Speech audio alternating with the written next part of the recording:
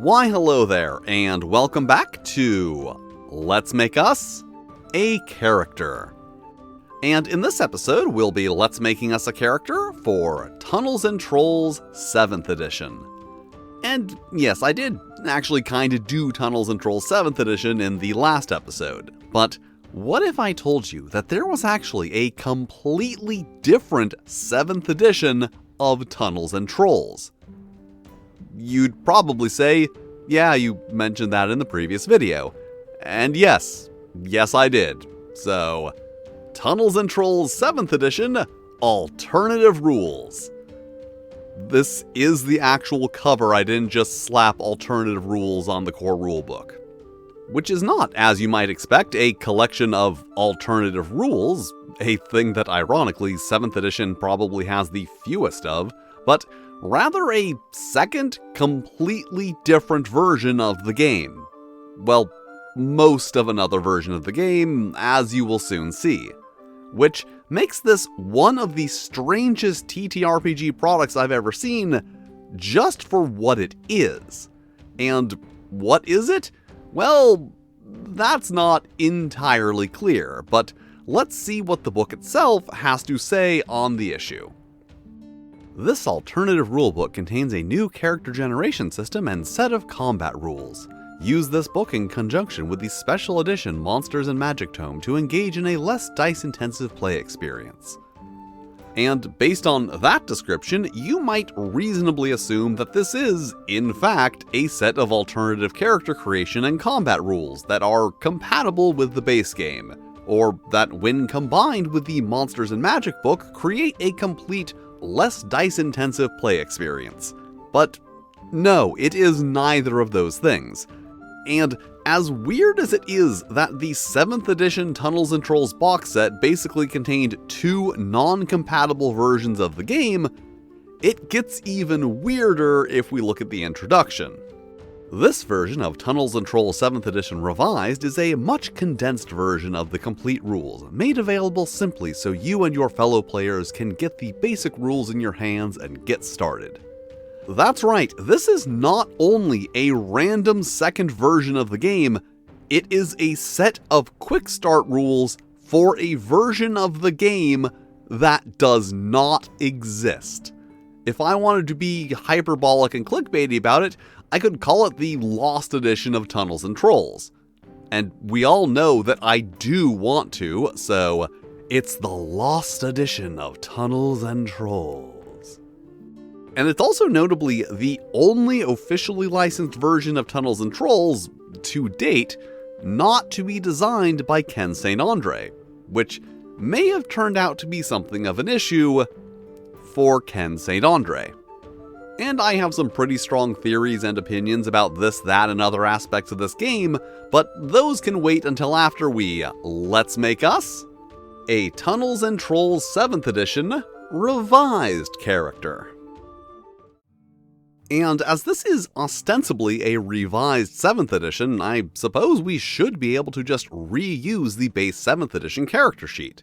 And just for convenience, I will be referring to the base 7th edition as Classic and the 7th edition revised as Alternative. So getting into it, characters have 6 attributes: Strength, Constitution, Dexterity, Intelligence, Luck, and Charisma. So notably lacking the speed and wizardry attributes which were added in Classic 7th, almost as if this revised edition was designed before the edition that it claimed to be a revision of.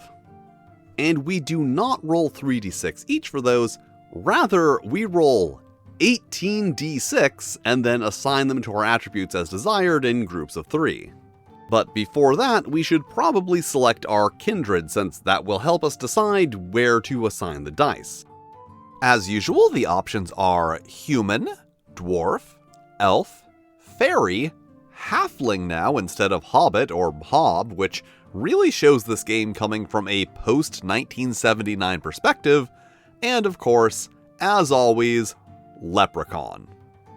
And the Kindred attribute adjustment system has been completely redone, so now instead of applying a multiplier with often hilarious results, it uses a system of rerolls and keeps, which I will just go through for each of the kin types instead of trying to explain it in the abstract. Humans, as usual, have no adjustments. Dwarves may reroll 1 die each from Strength and Constitution, keeping the better result, but also must reroll any 5s or 6s in Intelligence and Charisma with a maximum result of 5, keeping the worse result. Elves may reroll 2 dice from their Charisma with a minimum result of 3, and 1 die from their Intelligence with a minimum of 2, keeping the better results, but also must reroll any 6s in Strength with a maximum of 4, keeping the worse result, and also may keep only the lowest 2 dice from their Constitution. Fairies may reroll 1 die each from their Dexterity, Intelligence, Charisma, and Luck with a minimum result of 3, keeping the better result, but also can only keep the 2 lowest dice from Strength and Constitution. Halflings may reroll 1 die each from Dexterity and Constitution with a minimum result of 2, keeping the better result, but also may only keep the 2 lowest die of Strength. And Leprechauns may reroll 2 dice from their Luck with a minimum result of 4, keeping the better result, but also may only keep the lowest 2 dice of Strength. Yeah, all it took was 30 years and a complete change of authorship for someone to figure out that maybe it made sense for Leprechauns to have a bonus to Luck. Also notably, the class restrictions on Leprechauns are gone now, so they can actually be warriors or rogues. They even go out of their way to specify that Leprechauns readily pursue all 3 adventurous types, which is cool because in a game with a history of questionable design decisions, the whole Leprechaun situation is one of the most perplexing. And I guess we might as well take advantage of this temporary detour into the realm of playable leprechauns and make a leprechaun. So let's assign the dice, then re-roll those 2 1s from luck, since as a leprechaun we are guaranteed 4s or higher there, and 2, or rather 4, and 6 for 16 total. Then we lose the highest die from strength, so goodbye 4 for 8 total, and those are our attributes.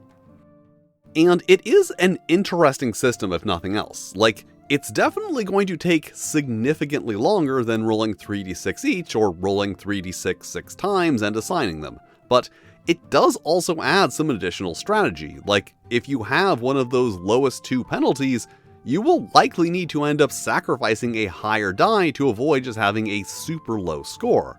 But also, with those minimum value rolls, you can safely put a 1 or 2 in one of those rerollable attributes, knowing you are guaranteed to get that minimum value, as I did putting 2 1s in luck, knowing they would come up to at least 4. But the big thing compared to other tunnels and trolls is that the modifiers here are much more reasonable. While you still can end up with a score of 2, it requires some very intentional choices. But that also comes at the cost of the potential for those ridiculous scores.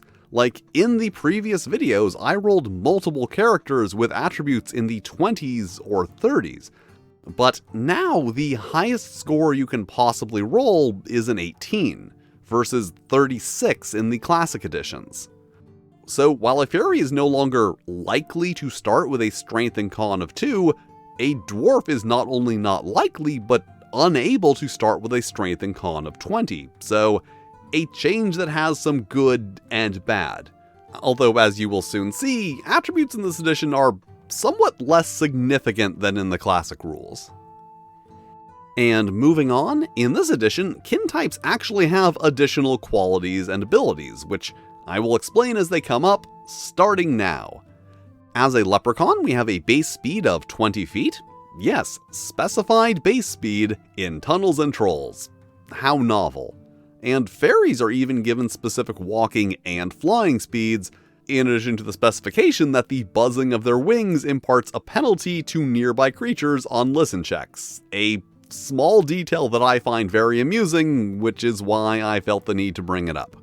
And it might get confusing if I put that in the speed attribute box, so I guess I'll just have to start repurposing spaces, which, to be fair, I had to do for basic features of the classic 7th edition.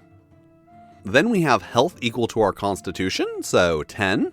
Fortune equal to luck, which can be spent to get bonuses on saving rolls, reroll damage die, or activate other abilities. And as a leprechaun, we get a +3 bonus to saving rolls for each point of fortune spent instead of the normal 1. Then carrying capacity, which is equal to strength times 10 in pounds, as opposed to strength times 100 in 1/10 pound units of the classic rules. But as a leprechaun, our total weight allowance is also divided by 2, so 40 pounds. Also, the rules for determining your base carrying capacity are never actually given, I just had to infer them from the rules for reducing carrying capacity. And next we choose our Archetype, the options unsurprisingly being Warrior, Wizard, and Rogue. However, in what is one of the most notable thematic changes here, Rogues are now mobile combatants and scouts who tend to prefer stealth and cunning over brawn and swordplay, as opposed to the classic Tunnels and Trolls Rogue who just combine the okayest abilities of Warrior and Wizard. And no Warrior Wizards, Paragons, Specialists, or other such things. And as a Leprechaun, if we chose to be a Wizard, we would get 1 additional power point per level. But also, you can make a Leprechaun Wizard in any edition of Tunnels and Trolls, and we'd be a fool not to check out this shiny new Rogue class, so let's make a shifty little Leprechaun Rogue. Each archetype provides a choice of one of 3 benefits, except Wizards who only have 2, but also get them both. And as a Rogue, our options are Gift of Agility, which adds +1 to Dexterity, Gift of Kismet, which replaces the +1 bonus for spending a fortune with +1d6, and Gift of Precision, which grants a +1d3 bonus on all ranged combat rolls. And we've already got pretty good dexterity, and I don't really feel like making a ruling how Gift of Kismet interacts with Uncanny Luck, so Gift of Precision it is. Then we get 3 pips to divide amongst our archetype abilities. Why they are called pips, I don't know, but assume that it is a thing that would have made sense if these rules were actually complete. And our options for those are Accuracy, which adds 1d6 per pip to range combat rolls, so major class feature that can only be purchased during character creation, +1d3 to range combat rolls, general ability that can be purchased multiple times, +1d6. Agility, which adds 1 die to all dex-based saving rolls, which, if you do not recall, are basically the combined category of save and skill check. Ambush, which I will explain later. Athletics, which adds 1 die per pip to strength-based saving rolls. Cunning, which adds 1 die per pip to intelligence-based saving rolls. Mobility, which increases base speed by 5 feet. And Personality, which adds 1 die per pip to charisma-based saving rolls. So, Rogues have abilities that focus on surprise attack, movement, and skills, but also ranged combat, with all of those abilities other than athletics and cunning being exclusive to the Rogue. So, Rogues are also the default ranged combat class. Warriors and even Wizards can use ranged weapons if they have the necessary attributes, but neither of them have any options to specialize in ranged weapon combat. So, if you want to play a thief, that's a rogue, and if you want to play an archer, that's also a rogue. And it does feel a bit like the rogue abilities are things that made sense to have, but didn't fit into the other 2 archetypes. Also, it is a little disappointing that rogues have no access to spellcasting, especially with a system that allows you to take class abilities a la carte like this, because in addition to that being the core concept of the Tunnels and Trolls rogue, it wasn't even an uncommon archetype for rogues in other games at the time. And yes, I will admit that there is a way that a rogue can use magic, but that way is kind of dumb and doesn't work very well, but I will still explain it later. But for now, let's just put 1 pip each in Accuracy, Ambush, and Athletics, because that is the maximum pips per ability at first level. Then on to Equipment, and all characters get 3d6 times 10 silver, except Leprechauns who get 4d6 gold, because Leprechauns, and 14 gold, which translates to 700 silver, since this game uses a 50 silver to 1 gold conversion rate for what I can only assume is no reason. So let's pick up a short sword, light short bow, and of course some arrows, and then some leather armor, which is the strongest that can be used with a strength of 8, and some other stuff. The alternative rules don't actually provide any equipment other than weapons and armor, and neither the prices, starting wealth, nor monetary system matches up with the classic rules, and I just don't really feel like trying to figure out some type of conversion just to buy imaginary chalk and rope. So a total cost of 235 silver, which translates to 4 gold and 35 silver, leaving us with 10 gold and 15 silver. Then, in another thing that seems like it really should have been addressed at some point in the previous 30 years, fairies, halflings, and leprechauns are now specified to reduce the weight of their equipment to 1/5, 2/3, and 1/2 the base weight, respectively, without affecting the function of said equipment because magic. So 41 pounds of equipment becomes 20.5. And yes, if you actually start thinking about these numbers, having carrying capacity and weight of equipment just kinda cancel each other out. But then also taking a penalty to strength means that leprechauns are still proportionally weaker than humans. And it's actually worse for halflings, who reduce equipment weight by 1/3 and carrying capacity by half, in addition to the same strength penalty. And fairies do not reduce carrying capacity while still reducing weight to 1/5. So fairies can carry 5 times as much proportionally as a human, elf, or leprechaun with the same strength score. I said they addressed it, not that they addressed it well. So that's our equipment, and our leather armor absorbs 1d6 hits, so armor values are given in dice here instead of the static values of the classic rules. Our short sword deals 2d6 plus nothing because combat adds are not a thing anymore, hence why I said attributes were less significant in this edition. And our short bow deals 2d6 plus 1 from our Pippin accuracy and 1d3 from Gift of Precision. And that is it. Well, it for things provided in this specific book. Things like height and weight and languages known could be determined from the classic 7th edition or 5th edition rules, but I really want to stick here with only explaining things from the alternative rulebook, so if you do want that information, it is in the classic 7th edition video. And this character is done.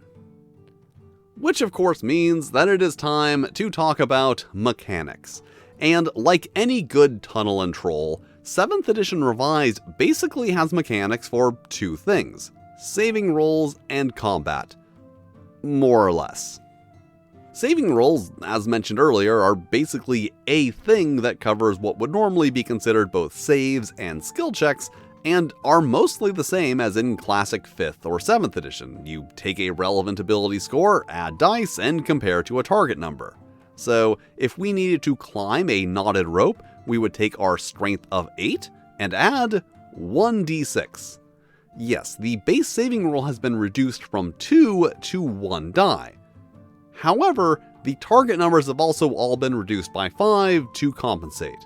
So climbing a knotted rope is a level 1 save with a target number of 15, versus 20 in the classic and earlier editions. However, remember that we took 1 pip in the athletics ability, which grants 1 additional die on strength-based saving rolls, so another die and pass. And there is no Darrow or anything like that, but rolling a number of 6s is an automatic success. 2 for a level 1 to 5 roll, 3 for 6 to 10, 4 for 11 to 15, and so on and so on. However, there's also no auto-fail condition, so anytime your score plus dice number meets or exceeds the target value, you automatically succeed without rolling. So with strength 8 and 2 dice, we automatically succeed on any level 0 strength saves, and with 15 dexterity, any level 1 dex save. So that all makes sense, something that I'm sure will continue as we move on to the exciting new combat rules that we will definitely get through without any issues. So let's descend into the tunnels and say that Moore is adventuring with Grimbar and Glittergore, and they have run into a troll and a goblin, which is where we run into our first big issue. The alternative rules book does not contain any information on monsters. But remember, it can be combined with the Monsters and Magic book, which at the very least is stated to be incompatible with the alternative rules, and that you'll have to adjust the MRs for monsters encountered, according to this table. And at a combined monster rating of 80, Team Trollblin would be an appropriate encounter for around a level 8 party. So, I don't know, let's just say that they've both caught that dungeon flu that's been going around, reducing their monster rating to, let's say, 1/3. For 17 and 10, a total rating of 27, which, according to this table, should be appropriate for a party of 3 level 1 characters. Also, I can't help but notice that the standard party is referred to as both 4 and 3 members on the same page, because these rules were definitely all designed to work together. And with that sorted, we must now determine initiative. Yep, another thing in Tunnels and Trolls that Tunnels and Trolls does not normally have, which is done by each character making a dexterity roll, and each monster a 2d6 plus 1/4 monster rating roll. Then it is the movement phase, and as you may have gathered from the fact that I changed the layout to have a grid, Tunnels and Trolls 7th edition revised does contain tactical combat, a thing that other editions have been somewhat proud of not including, Classic 7th edition included, and is of course the reason why there are tokens and battle map in the box set, which seems kind of weird that there would be so much additional content for something that is just a supplement to the real core 7th edition rules. And all involved parties move in order from initiative lowest to highest, so much like Street Fighter the storytelling game, going later is an advantage because it allows you to react to other characters' movement. Which brings us to the next problem. At no point is it specified what the feet to squares conversion rate is, and if you are thinking that must mean that I am mistaken about tactical combat being both intended and necessary, I assure you that it is, as multiple measurements are only given in squares. So I am just going to assume that 1 square equals 5 feet because A, all foot-based measurements are given in values divisible by 5, and B, that's how D&D does it, and honestly, assuming that another role-playing game did something the same way as D&D is often a pretty safe bet. However, I feel like it is also important to point out that I am only able to easily make that ruling because I am familiar with Dungeons & Dragons and the fact that in Dungeons & Dragons, 1 square equals 5 feet. Someone who is not familiar with that would not be able to do so as easily. So now we know how many squares our characters can move, which brings us to the next issue. While characters are given movement speeds, monsters are not. Because remember, monsters are not covered in this book at all, and despite what it says on the back cover, the monster book is not for this version of the game. And if you are thinking about that speed attribute from the Classic 7th edition, monsters do not have individual attributes, and also that is a measurement of reaction speed, not movement speed. So, I don't know, let's just say speed equal to monster rating just because I need to have a movement speed for these monsters, but that is not something that is provided anywhere. So finally, everyone, characters and monsters alike, can finally take their movements. But before we move on, I did say I would explain the ambush ability, and I'm doing that now because this is when it takes effect. In the first round of combat, after movement, you can attempt to ambush one enemy within range, and let's just say the troll because trolls are the name of the game, who must then roll their base combat dice, without adds, versus a target equal to the number of pips in ambush times 10. So 2d6 versus 10 times 1, and failed, meaning that the target takes damage equal to a dexterity saving roll. And since this is like a combat damage roll, I am going to assume that it is not a combat damage roll and that accuracy and gift of precision do not apply. So 18 damage, which is applied directly to the target creature. And that is another thing that we'll have to deal with later. Then it is the action or spell phase in which all actions other than movement and combat take place. And Glittergore is going to cast the old standby, Take That, You Fiend, which now deals 2d6 cold, force, or fire damage, so significantly less exploitable than in other editions. And presumably you do not need to make an intelligence saving roll to cast a spell as you do in Classic 7th edition. It doesn't say either way, but I'm just going to assume not. Also notably, rather than a general requirement for each level of spells, you now have specific requirements to learn and cast each individual spell. So while Take That, You Fiend requires intelligence of 14 and dexterity 8, oh, there it is, requires intelligence of 12 and luck 7, despite both being level 1 spells. Also, you can't cast spells at higher levels for enhanced effects, so no 32,000 damage, Take That, You Fiend. Instead, specific elements of spells can be enhanced by spending fortune using pips in specific wizard abilities. So, let's say that Glittergore has 1 pip in spell energy, which allows her to spend 1 point of fortune per pip to increase dice-based spell effects by 1 die, up to a maximum equal to the base dice, meaning that Take That, You Fiend maxes out at 6d6. Just a bit less impressive than in other editions. So let's spend that 1 point of fortune and 4 power for 12 damage. And then on to the combat phase, where all creatures in a position to attack this round roll combat dice, as appropriate for weapon used. So Moore rolls 2d6 for her bow, plus 1d3 for Gift of Precision, but specifically not the 1d6 of accuracy dice, because we used ambush, and it specifies that you then do not get to add accuracy dice. And 7 damage.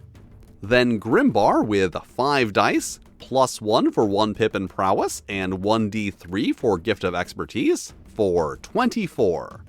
However, any 6s rolled in combat may be rolled again and added to the total, so 25. And that is only the initial roll where a 6 gets rerolled, so if we had rolled another 6, we would not have gotten a 3rd roll.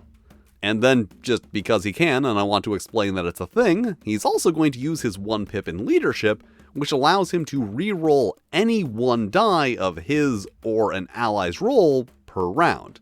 And let's just use that on the 2 he rolled, so 27 total. Then the monsters roll, and unlike characters, monsters do get combat adds, something that is of course never specified, but I was able to infer from the ambush ability, and the troll deals 17 damage, and the goblin 15. And then we just kind of run out of rules. Like, the combat rules literally just stop here, telling you to resolve damage, but not how, and doesn't even tell you to find those rules in the other rulebook. In fact, at no point in this book does it ever suggest that it is anything other than a complete, albeit condensed, set of rules, almost as if it were never intended to be a supplement to another rule set.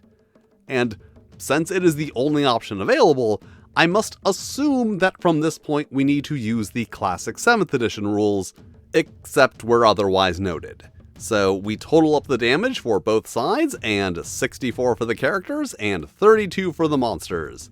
Meaning that this round goes to the characters, so subtract damage from damage, and 32 damage dealt. Which brings us to a thing that I'm sure you are getting a little tired of hearing at this point, the next problem. Combat in revised Tunnels and Trolls 7th edition is pretty straightforward. There's no need to handle range attacks differently than melee attacks, and a number of damaging spells simply add to the combat roll as well. So presumably that means that neither spells nor range attacks are separated out of the total damage and applied to individual targets like in the classic rules, and are just rolled into the big blob of damage. But then what about ambush, which very specifically says damage directly to the target creature? So that sounds like either it should be separated out, like spells and missile attacks in the classic 7th edition rules, or even applied during the movement phase, as it is an ambush attack and reasonably is intended to have its effects before the enemies can react. And as much as I actually do like the damage resolution system in Tunnels and Trolls, it does have the unfortunate issue that things like this, which would be obvious answers in other games, really do need to be specified here. And if I had to make a ruling on this, which I do, I would say that ambush is applied immediately, but also is not included in the damage total. So I guess it turns out that the troll has been dead all along. Well, at least since the end of the movement phase. Meaning that his damage does not count, but neither does the damage from the ambush, so the actual damage total is now 46 versus 15, which still goes to the characters, and 31 damage, all for the goblin, who is also dead now. And that is probably how combat works, and honestly, I think there is a reason why Tunnels and Trolls doesn't have tactical combat. It kind of feels like a waste of time to have a whole tactical movement phase just to determine if a character can engage in combat, because the way combat works, especially with the changes in the rules, it does not matter who is attacking who. And maybe the actual damage resolution rules that were supposed to be here did make sense, but as it is, it just seems like adding a step that doesn't need to be there. However, as wonky as that was, we do still get experience points equal to the total monster rating of all monsters defeated, so 27 divided between the 3 party members for 9 each. So back to the character sheet, and maybe if we all believe and wish very, very hard, the XP fairy will come and top us off so we can level up. I knew she was real. Especially since this is the second time that this has happened. So now with 70 experience points, we have reached level 2, and gain a +1 bonus to either dexterity or intelligence, and let's just go with dexterity, as well as 1 additional pip to spend on abilities. However, our maximum pips per level is still 1, so let's just put that in agility. Also, you may notice these off-type pips, and what that is the dumb way I mentioned earlier by which a rogue can learn magic. Basically, at 5th, 10th, 15th, and 20th level, you can put 1 pip into an ability from a different archetype. So you could kinda multi-class into wizard, but shouldn't, as I will now explain. As mentioned, wizards get 2 archetype benefits: Gift of Power, which grants a sizable amount of power points, and Gift of Magic, which grants 3 first-level spells. And those are the things that only wizards get. No other character has access to those abilities. But wizards do have other abilities that can be accessed via off-type pips, 2 of which are relevant for this almost useful example. The Spell Mastery ability lets you cast spells of a level up to your number of pips in the ability, so yes, that means that wizards also need to spend 1 of their first level pips on this ability to cast first level spells, and also teaches 1 spell for which you do not need to meet the prerequisites. So if you took Spell Mastery as an off-type ability at level 5, you would be able to cast level 1 spells and know 1 level 1 spell, with the ability to purchase more if you met the prerequisites. But that only gives you the abstract ability to cast spells, not any power points with which to actually cast them. So unless you are a leprechaun who gets 1 power point per level, or fairies who get 2, just having the ability to cast spells doesn't really do anything. However, that's where the second ability comes in. Focus, which lets you spend 1 fortune to gain either 1d3 health or 1d6 power points per pip, which isn't ideal, but is also the only way a non-wizard, non-leprechaun, non-fairy can even access power points at all. However, as a rogue, that's another off-type ability, so would not be accessible until level 10. So hypothetically, we could take Spell Mastery at level 5 and learn a single spell, but then only have 5 power points per day for casting, and then at level 10 take Focus, which would let us replenish our 10 power points at the cost of fortune, which is not exactly an ideal situation. However, it actually gets even more ridiculous, because you know how a big part of the magic lore in Tunnels and Trolls is that warriors are just physically unable to use magic, like it is an innate limitation, not a skill issue? Well, warriors also get the focus ability, ironically making a spellcasting warrior a more viable character option than a spellcasting rogue, especially if they're a fairy. And that was a Tunnels and Trolls 7th edition revised alternative whatever character.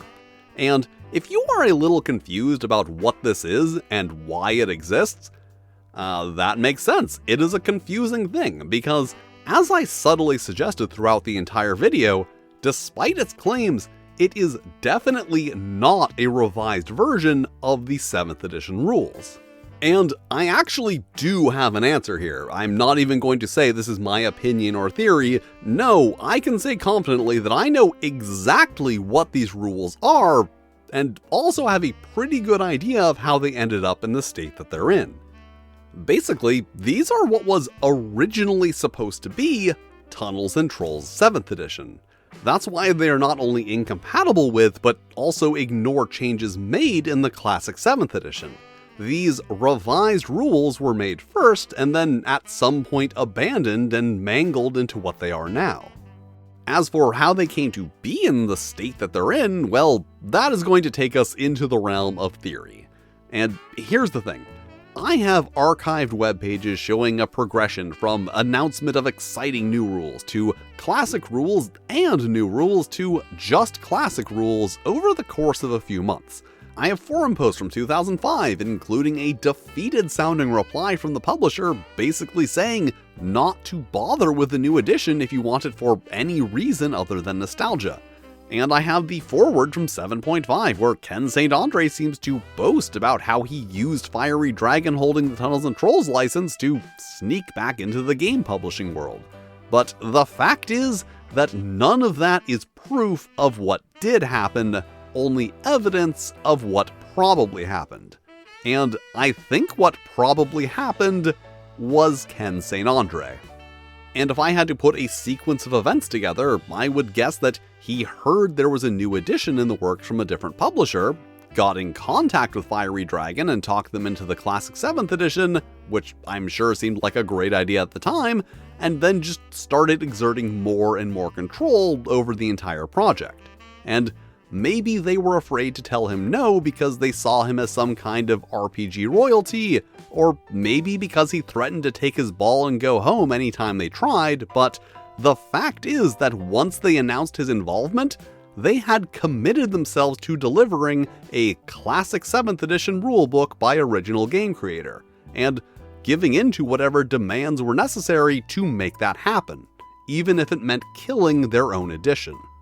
And I think that's why it feels intentionally incomplete. There were probably demands made that content be cut so that the alternative rules would require the classic 7th edition book, whether the two editions were actually compatible or not. And with the clock ticking down to Gen Con, they just couldn't risk losing most of their upcoming release, so took the already reduced rules and cut out a few sections that could almost be filled in with the classic rules in an attempt to salvage something of their original game. And I think that forum post really feels like it is the outcome of that kind of situation, which was a reply to someone saying that they didn't like Tunnels and Trolls, but that the new edition might be worth a look. An opinion that apparently required correction, stating among other things, There is a brief stripped-down version of our own TNT-style rules, but the bulk of the special edition is comprised of original designer Ken St. Andre's 7th edition rules, complete with his sensibilities. And to me, that doesn't sound like someone who is excited about their soon-to-be-released project with a legendary game designer. It sounds like someone who doesn't care anymore, warning potential customers to lower their expectations. And can I say for sure that Ken St. Andre intentionally used his status and position to smother the original 7th edition out of fear that it would overshadow his little revision? No, as I said, that is what the evidence points to, but I can't prove anything, and all of my attempts to confirm or disprove any of this have proved fruitless. So, unless someone involved comes forward and spills the tea, the case of the eviscerated edition will remain forever a mystery. And it is really unfortunate that it ended up like this, because the rules that are actually here are pretty good, and I would love to see the rest of them. For one thing, this is actually the first edition of Tunnels and Trolls that actually describes the various kin types and gives you kin-based abilities. The new attribute generation system is a little weird, but is at least making an effort to try something different instead of just doing the old thing because that's the way it was done. Also, I really like the archetype ability system. Well, conceptually. The idea of giving you a selection of class abilities that you can choose from when building and leveling your character is a nice and easy way to provide flexibility and customization while still keeping things fairly simple. My only complaint being that some of the options are a bit underwhelming, especially for rogues, and double especially for a Tunnels and Trolls rogue. And overall, while it is a much more modern take on Tunnels and Trolls, it does still feel like Tunnels and Trolls, because it is very easy for a fantasy role-playing game to just feel like a fantasy role-playing game, but they do seem to have had a pretty good grasp on what made Tunnels and Trolls Tunnels and Trolls. But of course, obviously, the big issue is just how incomplete and unfinished it is. Like, in addition to being intentionally missing content, things feel distinctly unpolished, likely due to, as I suggested, at some point just dropping development to focus on managing their guest star. And had they been finished and released in their original intended format, would these rules have been better than the classic 7th edition? Well, based on what did survive, I'd say it is a definite possibility. But conveniently for the legacy of Ken St. Andre, we'll never know. And thank you for watching. If you enjoy the wacky things I say and do, you can follow me on Blue Sky and/or Tumblr. You can also join me live on Twitch, where sometimes things get a little weird. And extra special thanks to my Fightin' Flail Snails, Broken Unicorn, D-Stex, Diablade, Just Dave, Nikolai Snowtail, Puggo, Randy Mulholland, Ramogus, Renee D, Stephen Kramer, Telaglar, Toshirokuro, and Tyro the Fox. If you want to be cool like them, check out my Patreon or YouTube channel memberships, two different things that provide similar but distinct benefits. But if you don't want to do that, that's cool too. You can still hit all the lovely buttons, like, subscribe, these other videos that have mysteriously manifested from the ethers, which I am sure are lovely videos that you will also enjoy. And I will see you next time.